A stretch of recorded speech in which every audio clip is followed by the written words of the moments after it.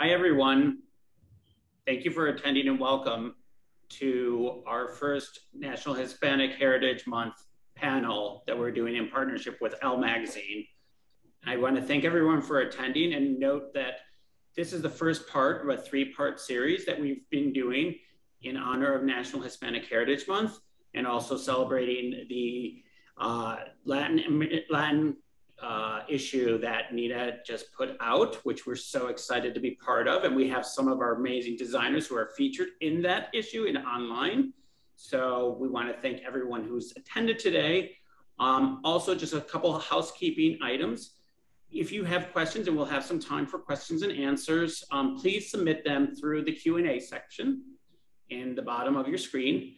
We'll try to get to as many as possible, but please be mindful that we might not be able to get to everyone, but thank you, and please continue to ask those questions. I think today what we really want to do is celebrate our Latin heritage and what it means to be Latin, what it means to be Latin in the fashion industry, and how that transcends the industry and trends our own culture and extends broadly to other cultural moments throughout the year, throughout our society, and how we as Latinos, Latinas, Latinxes have a commitment and an ability to transform the way we look upon ourselves and the way society reflects on back to us as Latinos.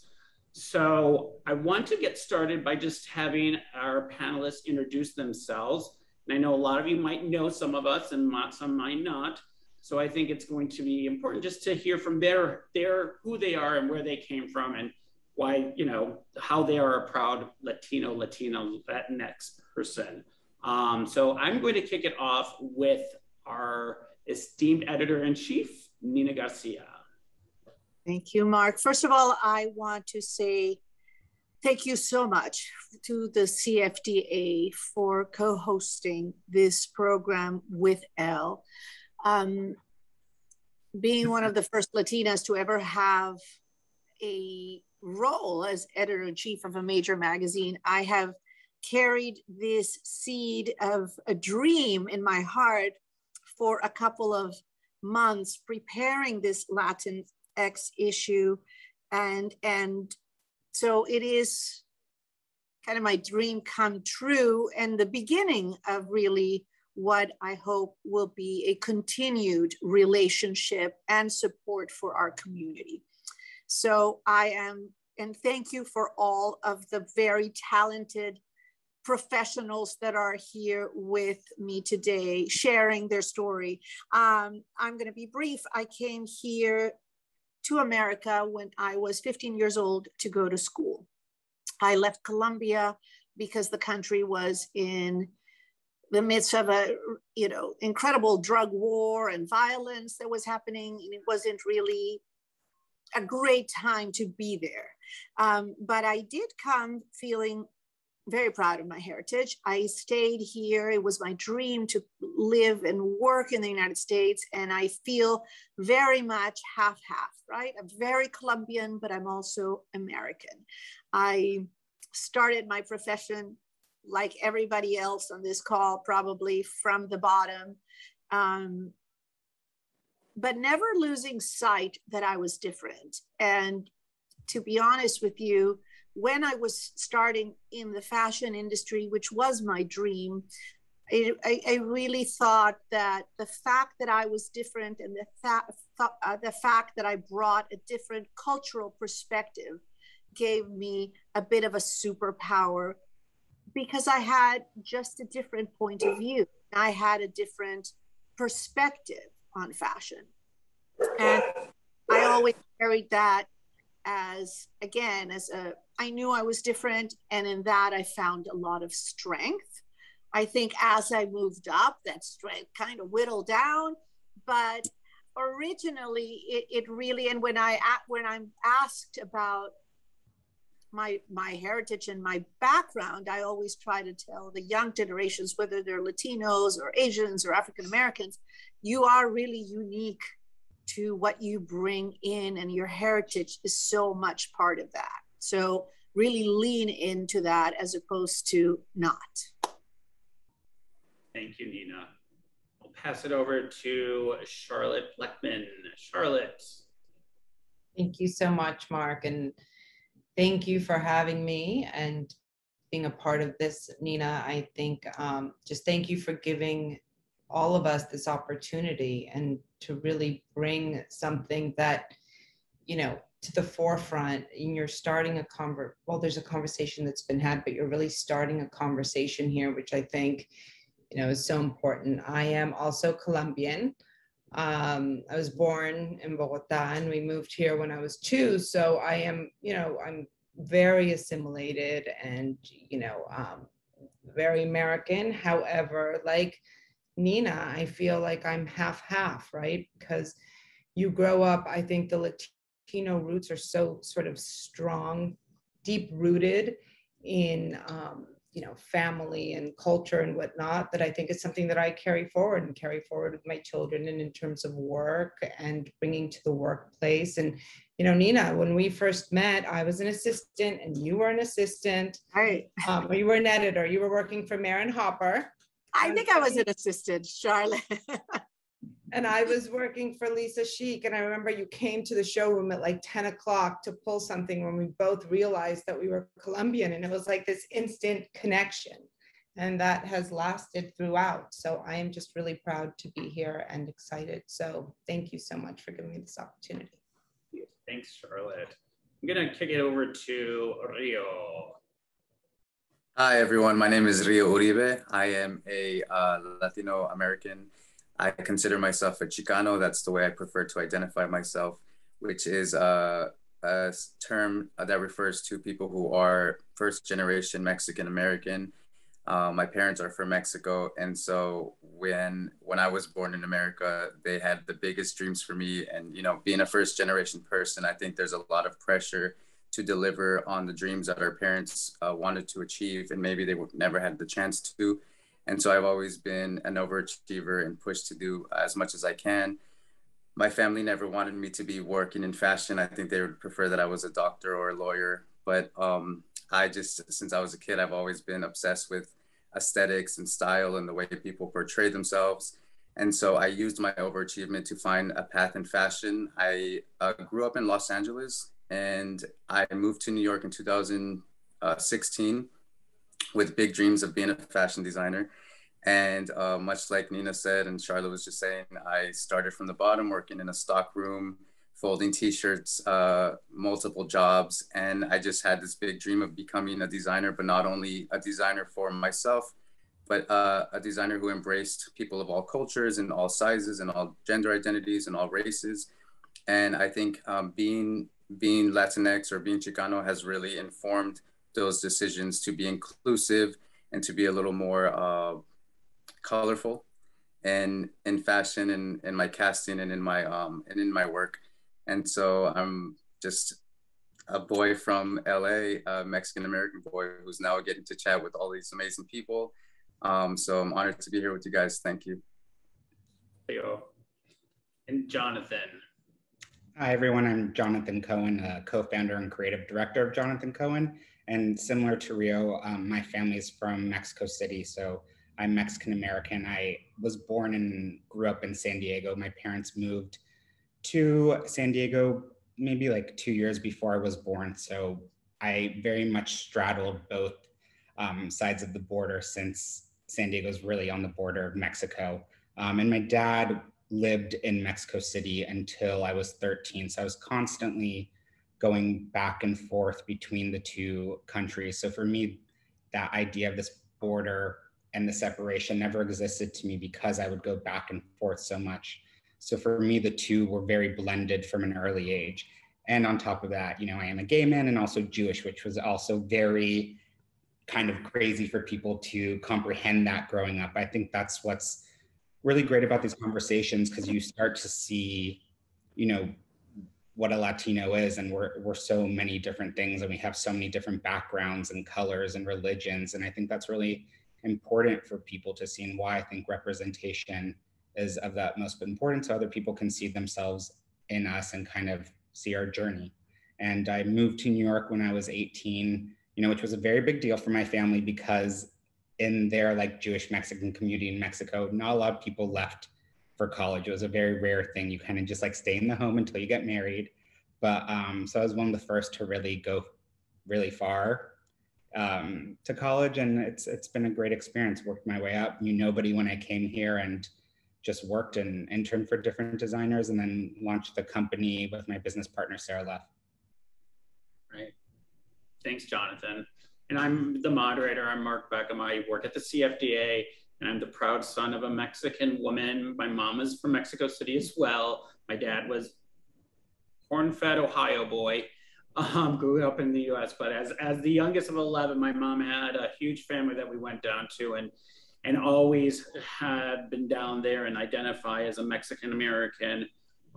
So I think this is such a great opportunity to us to kick off the National Hispanic Heritage Month with a lively conversation. And as we were talking earlier last week, you know, as Latins, I expect this to be a very lively conversation, a very spirited conversation, a very warm conversation, and hopefully a very empowering conversation. So I just want to get started with the first question, and maybe I'll start with you, Nina. You know, I want to talk about perception versus reality.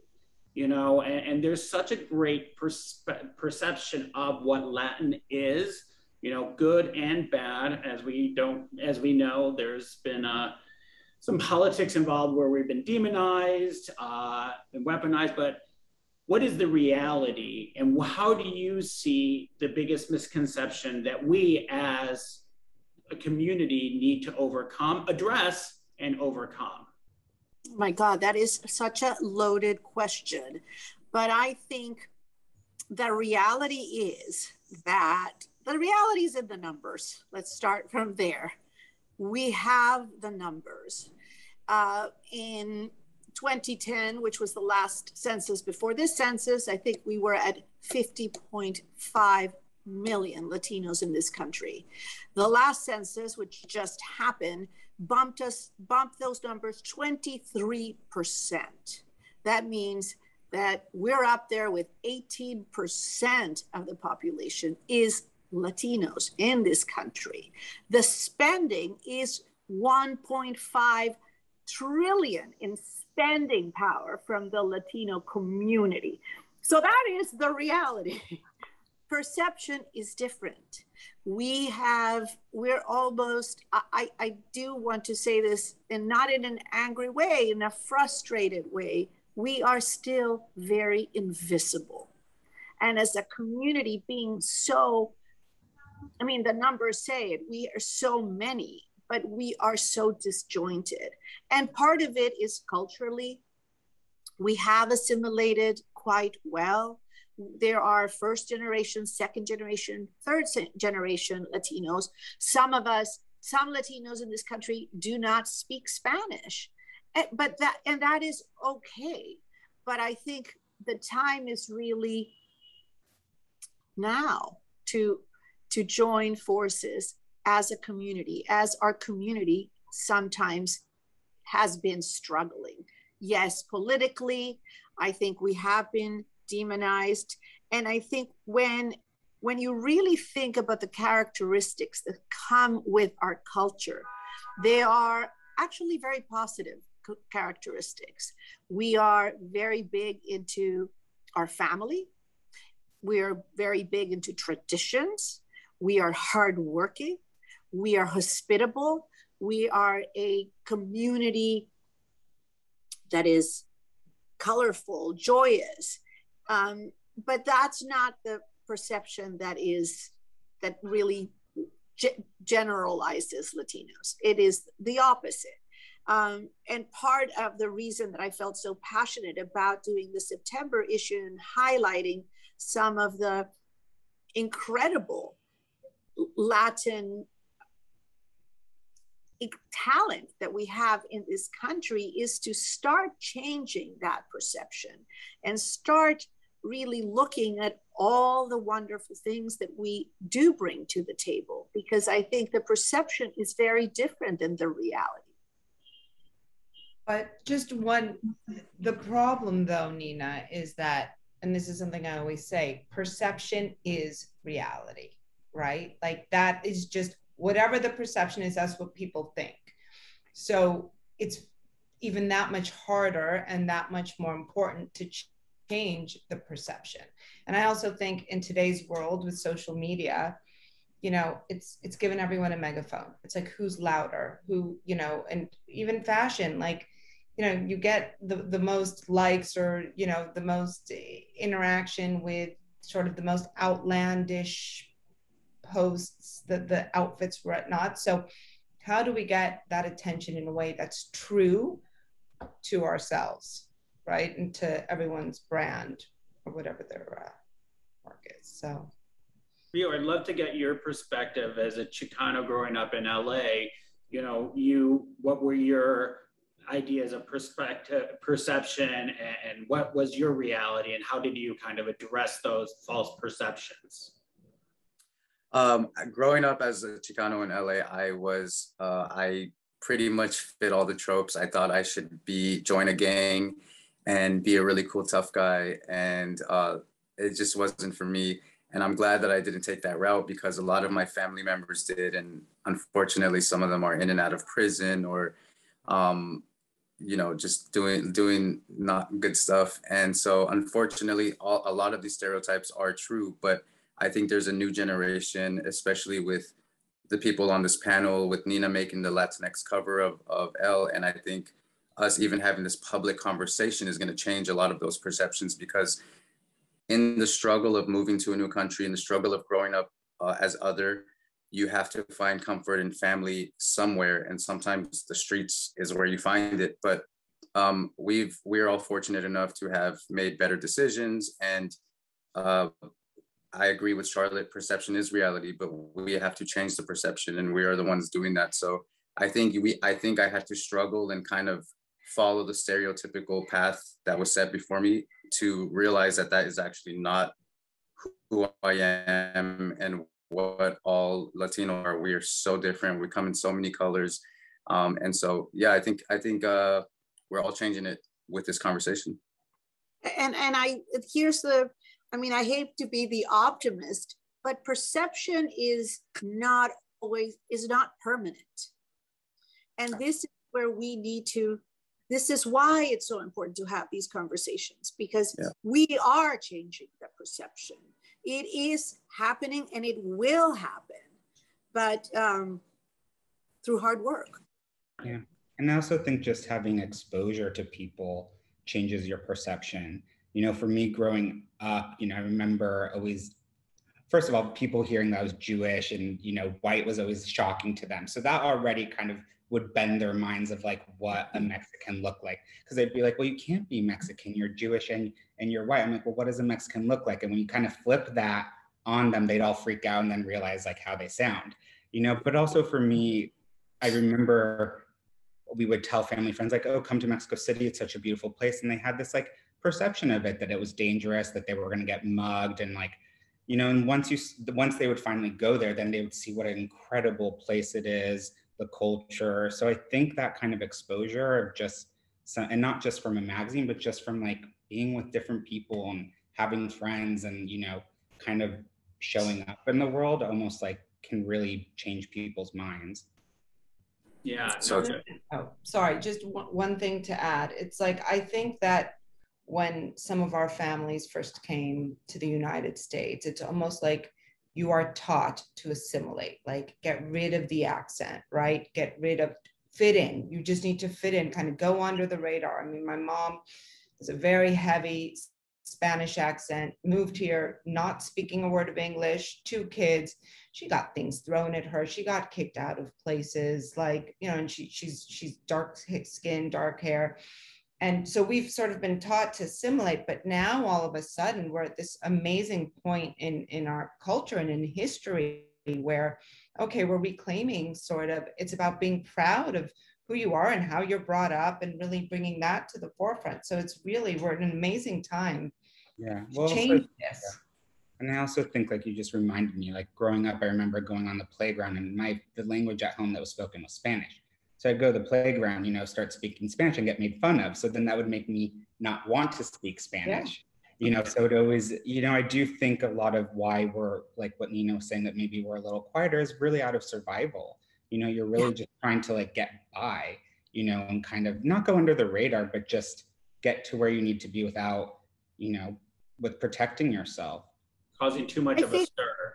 Yeah, but I also think for many people many people that came into this country, being under the radar was the whole point. Some people did not come here legally. So it's always been this, like, not shame, but a little bit like you said, Charlotte, we try to speak flawlessly, kind of tone that down, right?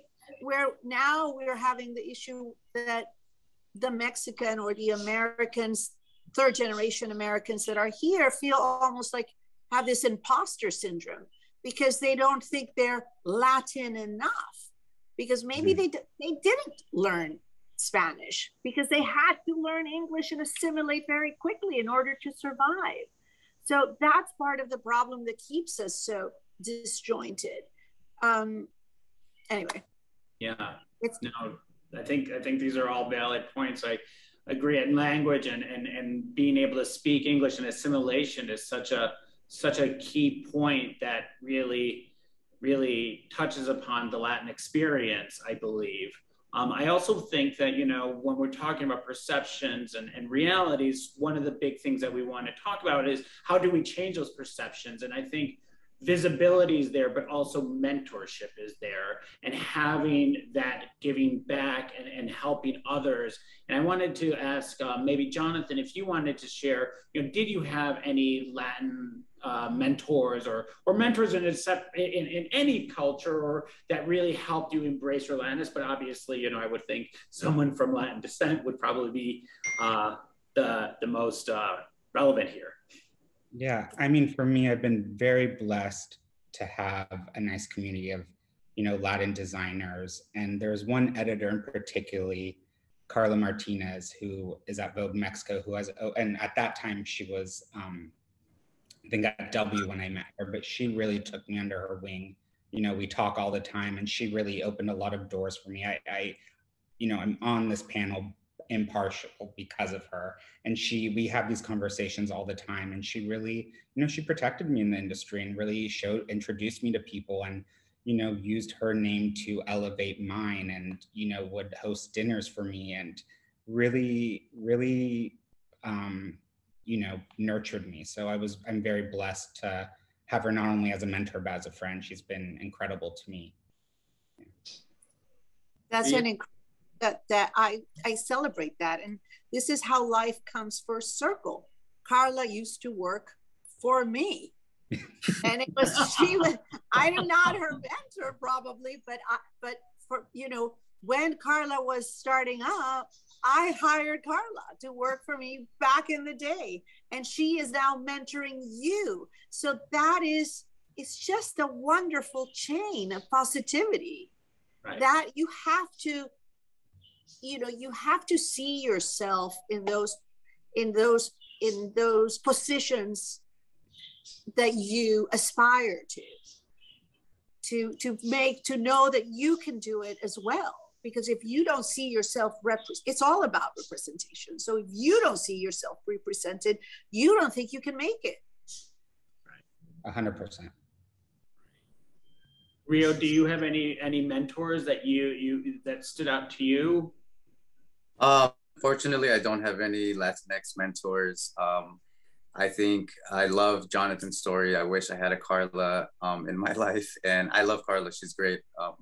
But I think growing up in fashion or working in fashion, I was always looking for people of color that could relate to me, or Latino people who were a little further along that could help me out. And I really just never found it anywhere. I think the first Latino person I ever saw in the fashion industry was Nina. And I was like, oh my God, so cool that we have like a Latina woman working in fashion and on TV, and all of these things were great.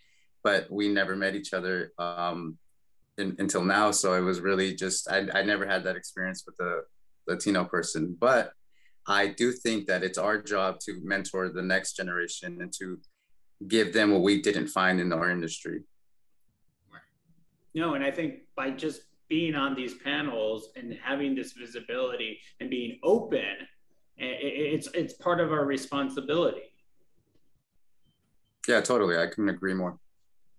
I mean, I think, listen, I did not have any mentors coming up in the publishing world, but I did have great admiration for the Oscar de la Rentas and the Carolina Herreras and the Antonio Lopez, the Narciso Rodriguez, Isabel and Ruben Toledo. Those were the people that I looked up to when I was working in this industry, thinking, wow, they're Latinos and they're fully embrace that heritage. If they can do it, maybe there is a possibility. So that's who I looked up to. Can I add to that? Because I worked at Oscar, and he was an incredible man who treated everyone so gracefully. And even like when I was interning there, I remember he drove me home once because it was snowing. I'm like, he didn't have to do that, you know, but I just think he set such a great example. A class act. Class act really showed you how you could be successful and also just treat people with respect and pass it down. I guess, Charlotte, do you want to chime in on any? I know you have a long and storied career that transcends the continent and over to Europe. Did you have any special mentors or people that you really benefited from?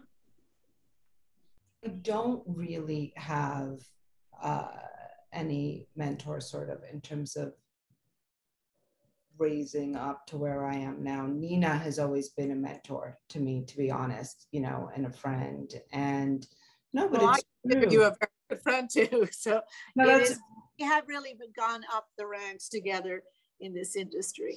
Yes, and I feel like there's that, you know, you have that bond, right? You know, it's interesting. It's like Latin America is what it's comprised of, what, 33 countries, right? But yet you meet someone that is Latin, no matter where they're from. And all of a sudden you're like, do you speak Spanish? Yes. And then all of a sudden you start speaking in Spanish, right? It's something that connects you. So, you know, the relationship with Nina, and honestly, my mom and my dad have really played a key role in terms of who I am and my hard work and where I am now. So, yeah. I guess now, you know, hearing, you know, myself, I didn't have really a mentor. That is, it drives home the importance of mentorship and the responsibility that they are people that we are all now can be mentors to someone else. And people who are even listening and watching this can be mentors to someone else. And I think that's where we start changing that perspective and the reality and making the reality the new perception. Can't speak today. So I think it's really important. It's a kind of a call to arms for us to really look at mentorship and taking a big role in shaping that future. I kind of wanted to shift gears because someone had a really incredible moment this past January on the political and global stage by dressing the First Lady, Dr. Biden, for the inauguration. And I mean, kudos to you. Besides the fact that it was beautiful, having that representation on the First Lady of the United States. How did that happen? And can you talk to us a little bit about that process, Jonathan? Yeah, for sure. I mean, that was a really incredible moment. And it happened, you know, we had done a vote shirt for the Biden campaign. So we had worked with their team and then kind of just kept in touch with them. And when, you know, we kind of said like, hey, if all goes well in November, like, let's keep in touch, would love to, you know, be involved in any way I can. And then when November happened, I kind of put myself out there and was just like, hey, I think he won. It seems like everyone seems unsure, but I'm pretty sure this is happening. So, you know, we're working on some pieces and we were very blessed that it worked and that, you know, she wore it. And, you know, for me, the most amazing thing, I didn't realize what an incredible impact it would have on the Mexican community until I started talking to the Mexican press, because of how the prior administration was before and the rhetoric that was going around about Mexicans, you know, you start to realize, I mean, I always knew words mattered, but you don't realize the impact until you see how hurt people were and how horrible they felt from how people were speaking about, you know, the Mexican community. Because at the end of the day, you know, they become these like political chess pieces, but they're human beings. So then to see, you know, that moment translate and them talk about how for the first time in 4 years, they felt the embrace of America again. And that, like, I could cry talking about it because I wasn't expecting that. You know, it's just like, especially because we're in a pandemic, I was just in my apartment trying to make these pieces happen. And then when all that unfolded after that, you know, it reminded me why I got in fashion, you know, because that was a reason. You start to see like, it's not just a coat and a mask that's made from like remnants and scraps, you know, it can really change the dialogue and change the perception and, you know, kind of bridge countries together. So there's something really beautiful about that. And I thought it said a lot about the administration that, you know, they chose a Mexican American and, you know, they chose such a variety of backgrounds during that inauguration. I thought that spoke volumes. Yeah, that's a true show of the power of fashion and consciously deciding of how you dress and who you dress. You know, while we stick on the design topic, I'd love to get your take of how, Rio, you bring your Latin heritage into your brand DNA. How I bring my Latin heritage into my brand DNA. Yes. I think a big part of my Latin heritage, or at least being from an immigrant family and being Latino, sustainability has always been a very big element of my upbringing, from hand-me-down clothing to recycling every plastic container into a Tupperware for leftovers. Every single thing was to be used and money was never to be wasted. And I didn't understand what sustainability was even called. It was just a way of life. And that's definitely been one of the biggest influences in my design practice. And like Jonathan just said, remnants of fabric are used. You can use, and luckily we all needed masks because all of our scrap fabric became masks this season. We finally had a use for all those bags of fabric. But yeah, I think that's a huge thing that the Latin American community doesn't get enough credit for, is how sustainable, how much we recycle and repurpose so many things. Which is also good for business too, which we don't get credit for, you know, which it's like, when you're thinking of, you throw away remnants, not only does it go in the landfill, you're throwing away a lot of money. So, you know, when you're repurposing it, you're also saving money and then making money. So, and then, right. Love that. And I know, no, John. I mean, sorry, that's a call that shouldn't come in. But to be honest with you, that is what's so incredible. What the more designers that I meet that are Latinos or are coming from Latin America, the more in wonder I am, because they are so resourceful, and they're resourceful because they've had to be resourceful. So they understand this whole sustainability and how to work sustainable from the get-go. It's just, you know, I'm biased obviously, but it's a wonderful, it's something that is, it's now become so important for our industry.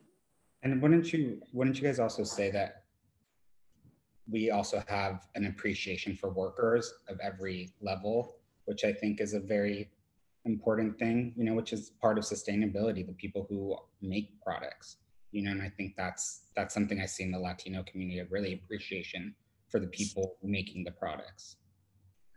Yeah, I totally agree. I actually, earlier when you were talking about how Oscar de la Renta gave you a ride home, first of all, amazing, so cool. But I just thought that was such a Latino thing to do. I feel like we are so respectful of our elders, but we also respect everyone. There's no hierarchy. We really should treat every person as equals. And I was raised that way. And I love that Oscar gave you a ride home, because obviously he saw you just as equal as everyone else in that studio. Exactly. He was a man that was so proud to be Dominican. I mean, that was his pride and joy. It was to be Dominican, to invite you to the Dominican Republic, to dance salsa or merengue to, you know, that was Oscar. He just carried that as like, I am so proud of it. Yeah. So he was great, man. And so is Carolina and Narciso, who's, I mean, again, Cuban American, but so these designers really paved the way for us. I'd have great respect for them because right. If this is hard now, it must have been a lot harder back then. Absolutely. Absolutely. And Jonathan, you just touched something about, you know, the sustainability and the workers and all levels of the design process. I know you have done several collections working with artisans in Mexico for the most part, but how do you work with artisans and how are you able to incorporate traditional, you know, more native indigenous art and craft work into your design while honoring and not appropriating? Yeah, so that's a great question. And that's exactly why we work with those artisans, is to not appropriate and make sure that we're giving back to those workers. And you learn a lot from working with these natives because, you know, if you'll come up with something, they might be like, you know, this is very resemblance of a different tribe that's from this area and not from where we are. So we won't, you know, we can't do this. So then we work with them, and, you know, it's very embarrassing that I didn't know that, but you start to learn and then you start to rework with them. But yeah, we've done a lot with artisans in Mexico. Particularly, there was one season where we made, it was a collection of being Mexican American and kind of that idea of blending the borders, where we had these cotton like tunics that we did in collaboration with a place called Kilometer, who were making sure that these artisans in Mexico were getting paid fairly. And the piece was half American flag and half the Serapa, you know, very like iconic things from both sides of both countries, and to kind of represent, you know, my heritage. And on the back of it, it said made in Mexico, and the woman who actually did the handwork wrote her name on it, embroidered her name on it. So it was a really great way to give back to that community, both as a job, but also to show who's making your clothes and who embroidered it. But I think what was amazing is that, you know, they're able to take my artwork and use their traditional handwork and kind of morph it into something new, which I think is so great. You kind of, you know, I learned something from them, they learned something from me, and we kind of come together to create something new. And we've continued to do that. We just launched a project in Chiapas where we took our floral designs and did them on like napkins and placemats that gives back to the workers. And so it's really important to me. Right. No, definitely. And I think, you know, while we're looking at the whole kind of creation cycle and looking at it from a, you know, the creation as a designer, one of the things that, you know, you really have done really powerfully is your casting and going on to the show. How do you approach your casting, your diversity, your inclusive casting that you do? How did that come about, and how do you work that into your collection, and if you can expand on that? Yeah, thank you for that. I have to first be honest, because the diverse casting started because I could not afford professional models, and I just had to work with my friends, and they came in all different sizes and colors, and I had to make it work because I just, you know, you have to make it work. That's what we do. And I loved the idea of working with friends, and eventually that circle expanded a bit. So I got to work with my friends' friends, and somebody would say, oh, you have to meet my friend's mom. She's gorgeous and she wants to be a model, but she's 50. Or you have to meet so-and-so. And, you know, it just, the word of mouth would spread. And eventually I had to hire a casting director because it became so much work. So my friend Anthony Conti has been doing my casting for the last 6 years. He's incredible. And he also just scours Instagram and TikTok to find really cool and interesting people who might have not been ever recognized by the fashion industry. And so I think what I've started to learn to do in these last couple of years is creating that type of diversity behind the scenes as well. So I like to hire and work with people from all different backgrounds, of course, Latin Americans, but we have African Americans, Asians, we have some white people on our team. And I think it's really cool to have a mix of people on both sides, not just on the runway or the magazines, but also behind the scenes. Because sometimes, like Jonathan was just saying, you might catch yourself doing something wrong or appropriative or offensive. And so luckily you have someone behind the scenes that's going to say, hey, that's going to kind of look racist, or that might look offensive to these disabled people. So, you know, we just learn from each other. And I also think diversity and community are probably the most important things for me in the fashion industry. Right. And I think you just, when you just started talking about how you started it, it really was it was familial. It might not be blood family, but it was familial. And you know, hearkening back to what we were saying about a core DNA is family for Latin Americans. Exactly. You know, and so we all define family differently, but I love that kind of that family play that it keeps, you know, coming up over and over and over again. And then just kind of closing kind of like this thread, you know, Charlotte, how do you bring in your Latin, you know, when you're doing marketing and your campaigns and just in general, how do you bring that Latin heritage, or what are things that need to be kind of thought about when creating your campaigns? Well, I think just, you know, in general, when you're creating a marketing campaign, I think it's really, you need to know who your customer is, right? And who is your customer base and who do you want to appeal to? So I think for designers, regardless of Latin or not, it's finding, you know, the balance in terms of, you know, how you're authentically representing yourself to your constituents in your community, but how are you also appealing to sort of the broader scope, right? Or to your customer base, or to the people that you want to be your customer base. And I think, you know, it's really just, it's asking yourself the question, who is your customer? So it goes from everything from, you know, what you're all designing to then how do you show it to the world, the models that you cast, the photographers that you use, Nina, the issue that you just put out, right? Like, it's how are you showing this to the world to really, you just expand your base and you know, become more known, or, you know, really just representing yourself authentically. And how do you do that? And I think the answer is different for everybody.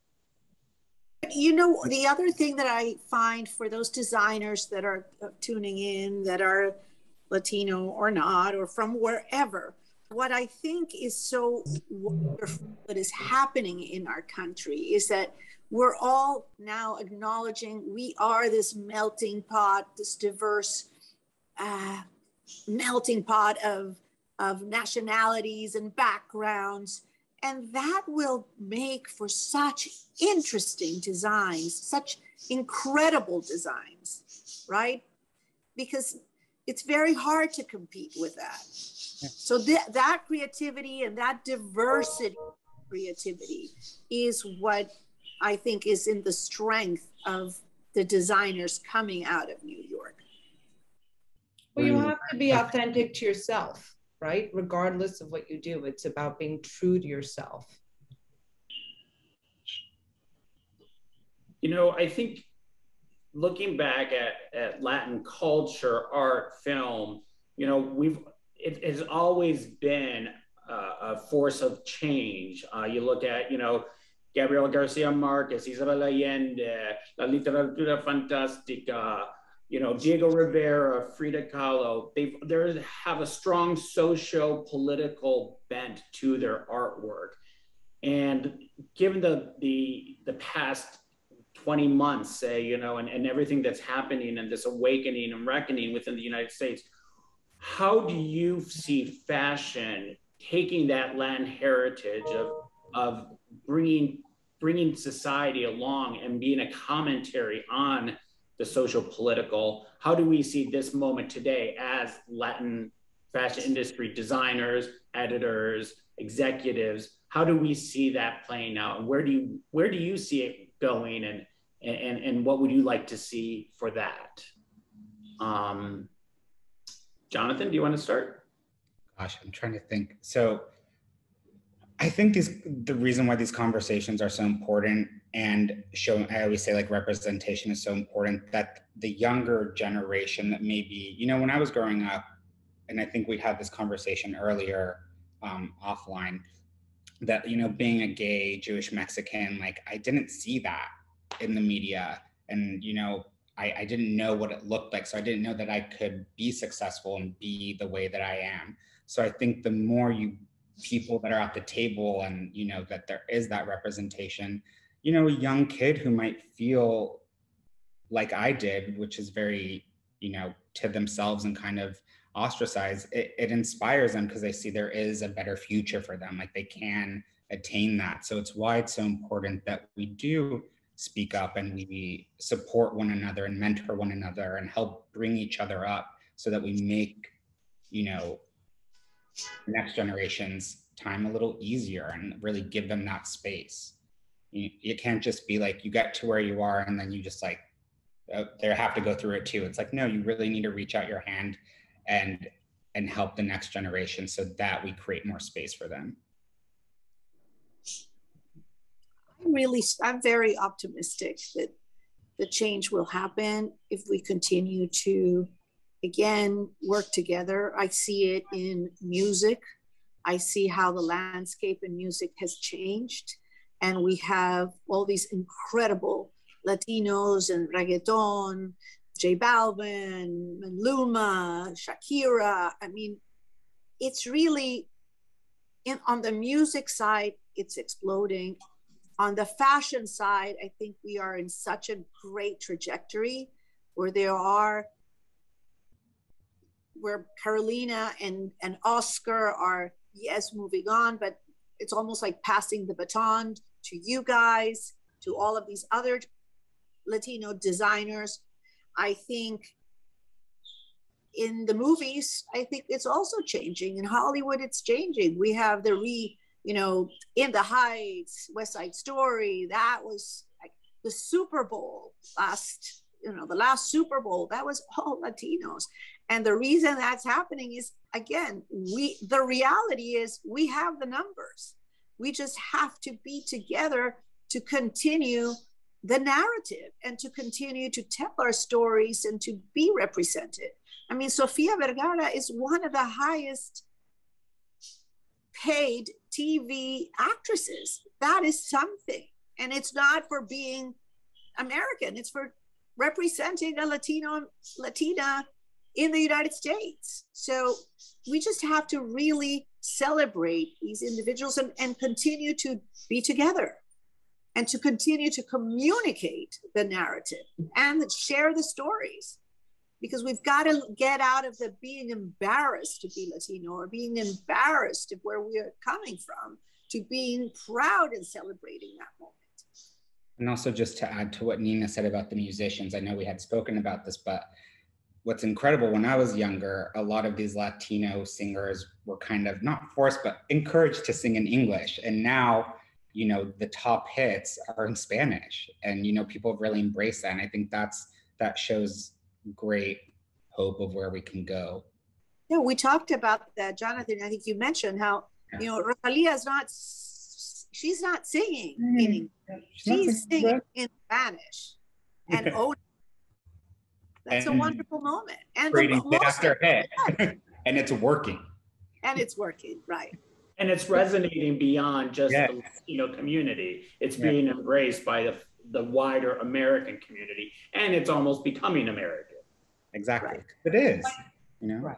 But I think that the way of, like you said, we need to be proud of it, right? And I think that the way to do it is to keep finding these cultural icons, right? And whether it's art, music, musicians, actors, designers, whatever it is, and really just little by little, as they sort of get bigger, then our community, everyone gets more behind them, and you can actually be proud, and show that for the bigger audience, right? And I just think that that's really how it's going to play out. You look at what Salma Hayek did for Frida Kahlo. Yeah. I mean, growing up in Mexico, no one, even in Mexico, she wasn't that well known, and now she's this icon of Mexico. and she's known all over the world. And Selma fought to get that movie made. I don't think she gets enough credit for that, but she agreed. Really, she doesn't get enough credit for that. Yeah, that's like someone who really paved the way and, you know, used her name to uplift an artist who wasn't really known to the world. Yeah, so. But we need more Latinos on the boards. We need more Latino CEOs. We need more Latinos in positions in politics. We need representation. Yes. We're going to get to a couple questions from the audience, but before we do that, I just want to ask a couple fun questions because, you know, we keep talking about family as integral culture. The other thing that we love to do is eat and drink and celebrate. And so, Charlotte, why don't you kick us off? What would be your 1-2 go-to? You ask your mom, it's my birthday, will you make me X? What would that meal be? So it's funny, I'm going to see my parents in a couple days, and my mom's like, what do you want me to make you? So of course I have my laundry list, right? The sancocho, arepas, empanadas. My aunt's coming in from Colombia. I asked her to bring me brevas con arequipe. Like, it's just, it feels good. And my kids, by the way, who were all brought up here, like, it's all of their favorite food too.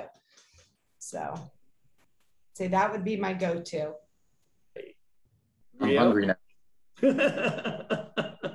How about you, Rio? All of that sounds amazing. I love sancocho. My mom knows my birthday meal is always green enchiladas verdes. Or that's like my favorite. And I love agua de Jamaica is like my favorite beverage, actually. It was the best. The best. Nina? Oh, I would have to say my all-time favorite thing to eat is arroz con coco, which is coconut rice. Not so easy to make, but that with a good, delicious snapper is and plantains, that's like heaven. Yes. Jonathan? I love a Mexican breakfast, like huevos rancheros or, you know, I love queso Oaxaca, like quesadillas de queso Oaxaca. That's like my favorite with like mushrooms. So I've really enjoyed the heavy Mexican breakfast. And even just so when I go to Mexico, the fruit just tastes different, just hits differently, you know, the papaya. So yeah, that's kind of what I like. And agua de Jamaica is like, that hits the spot. The chili powder on the fruit. Yeah, exactly. How about yours, Mark? Mine would have to be enchiladas suizas. That's what my mom would always do, and with some nice frijoles. My grandmother would have breakfast, lunch, and dinner, frijoles every meal. So it was always ingrained. And then one last question, because it's all about lifting up and bringing attention. Is there an organization, an institution, a museum that caters to Latins that our audience should know that you really think this is great? You know, there's the Museo del Barrio here in New York City. Are there other organizations that you would love to say, this is the type of work that we all want to be embracing and following? I don't know if anyone wants to jump in here. Nina, it looks like you might want to say something. Yeah, well, this actually Fashion Week, there was Glasswing, which is an organization that supports young children, growing up school children, actually, Latin America and here in the United States. This week it honored two fantastic ladies, Carolina Herrera and Carmen Busquet, both from Venezuela, but it's an organization that has done so much and raised so much money for the education of young children from our communities. Does anyone else want to give a shout out to a special organization? Yeah, I've been working with ATA, which is ATA, and they're the ones who really set me up with a lot of the places in Mexico to, you know, get those like napkins made and everything. So they work with different artisans around Mexico, and, you know, they oversee everything and really make sure that they're getting paid correctly. Because I know there's a lot of designers who are always like, how can I work with, you know, someone in Mexico and make sure that it's, fair wage and everything. So they've been amazing to work with. Really cool. I work with an organization called the Border Angels. I've been donating, supporting, and working with them for the last 2 years. And what they do is they actually drive down to border towns, specifically along Texas and California on the Mexican border, and they help to reunite children with their families who they might have been separated from. They also do water drops all along the border for any migrants or immigrants who are struggling and in danger. And they also provide a lot of feminine products to the women who are crossing borders. And I just think everyone deserves a fair chance, and I love what they do. What was the name of it again? The Border Angels. That's amazing, Border Angels. So let's go to a couple of questions from our audience. And there was a few, Nina, for you. And I wanted to say, how has the pandemic informed the way you approach creating the September issue? And how are you supporting the Latinx community, and opportunities do you feel to offer further fashion education for people of color? Well, the pandemic was an incredible learning experience for all of us, right?